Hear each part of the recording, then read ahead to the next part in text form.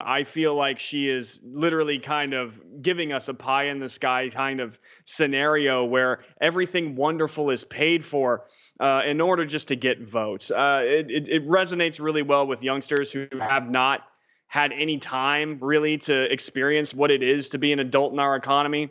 And so that's one of the reasons that you see leftists doing that. It's a power play, is what it is. She knows good and well that she can't pay for it. She knows good and well that there is no way to pay for it. The reason that we know she knows that is because she either dodges the question or she tries to do everything in her power to fumble around to explain how and come up with vague reasons as to why.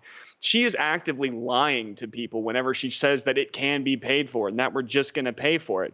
But if you really break down her reasoning here, it's almost like throwing someone into a lake who can't swim, and then upon them asking for help, you say, just swim. It doesn't work that way. There has to be preconditions available for that person to know how to deal with this situation. We don't have what is necessary to deal with a situation where everything, Medicare for all and the college for all stuff, is all paid for. Right. Well, can I tell you something? Sometimes I'm not sure if she's actually lying. Bernie Sanders is lying. He knows better. He's old. He's been around the block a few times. He knows his policies are never going to work. I am honestly not sure if Alexandria Ocasio-Cortez is actively lying, or if she doesn't know. The kind of phrases that she uses when she says, we just pay for it.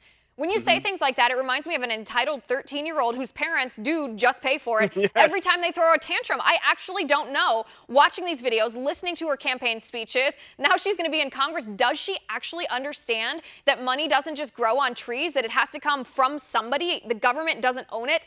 The people that own the money are us, the taxpayer.